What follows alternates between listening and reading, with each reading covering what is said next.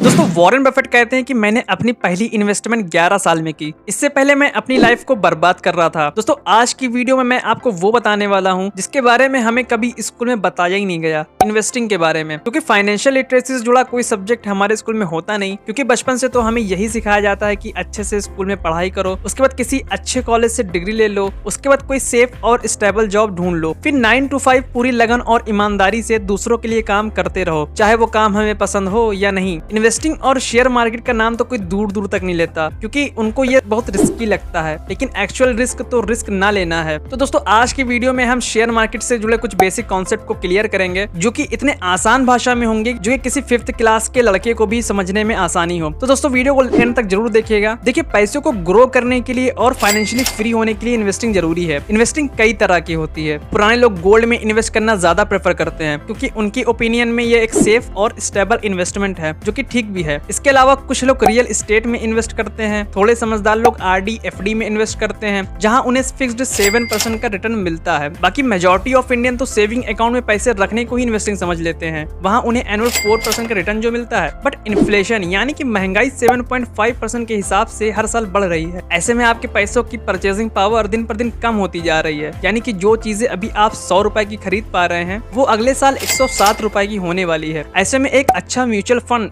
और share market एक best option है इन्वेस्टिंग के लिए, क्योंकि यहाँ पर लॉन्ग टर्म में 12 to 18% रिटर्न मिल ही जाता है। ऐसा कोई गारंटी नहीं है, पर पास्ट कुछ सालों में मार्केट ने एनुअल 15% का रिटर्न दिया है। हम इंडियन का शेयर मार्केट में इन्वेस्ट ना करने का सबसे बड़ा रीजन लैक ऑफ नॉलेज है। कुछ लोग तो शेयर मार्केट को सट्टा बाजार कहते हैं, क्योंकि उनकी नजर में शेयर मार्केट में इन्वेस्ट करना जुआ खेलने के बराबर है। चलिए मान लेते हैं कि आप अपनी यंग एज से जॉब करते हुए 60-65 साल तक किसी तरह फाइनेंशियली फ्री भी होते हो, तो आपके पास इतनी पावर ही नहीं होगी कि आप आगे की लाइफ एंजॉय कर सको। कम उम्र में फाइनेंशियली फ्री होने के लिए आपको अच्छे म्यूचुअल फंड या शेयर मार्केट में इन्वेस्ट करना ही पड़ेगा। देखिए, शेयर मार्केट बिल्कुल सब्जी मंडी की तरह काम करती है, डिमांड एंड सप्लाई। जिस शेयर की डिमांड ज्यादा होगी उसका प्राइस बढ़ जाएगा, इसके अपोजिट जिस शेयर की डिमांड कम होगी उसका प्राइस भी कम हो जाएगा। शेयर मार्केट की दो सबसे फेमस सब्जी मंडी यानी कि दो स्टॉक एक्सचेंज NSE BSE है। NSE यानी कि नेशनल स्टॉक एक्सचेंज की शुरुआत 1992 में हुई थी। इसका एक बेंचमार्क इंडेक्स भी होता है जिसे निफ्टी 50 कहते हैं, और जैसा कि इसके नाम में ही 50 है, इसका मतलब यही है कि इसमें इंडिया की 50 बड़ी कंपनियां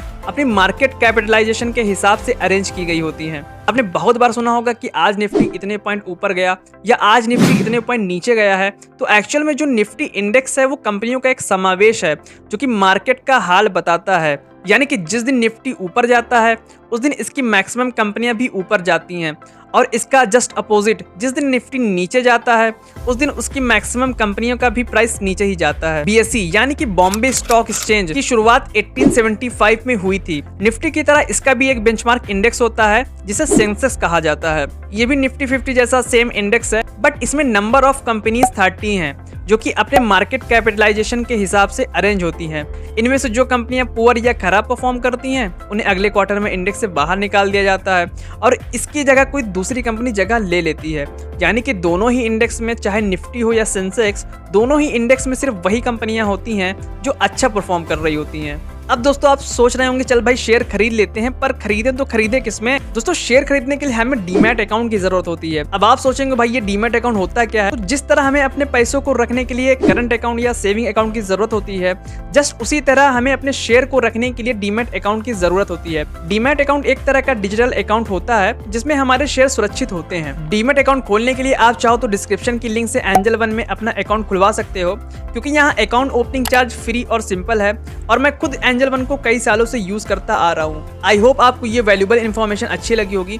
वीडियो अगर अच्छी लगी हो तो लाइक जरूर करना और अपने दोस्तों के साथ शेयर जरूर करना, ताकि उनको भी ये वैल्यूएबल इन्फॉर्मेशन मिल सके। और अगर आप हमारे चैनल में पहली बार आए हैं तो चैनल को सब्सक्राइब जरूर करिएगा। मिलते हैं आपसे किसी और नेक्स्ट वीडियो में, तब तक के लिए बाय।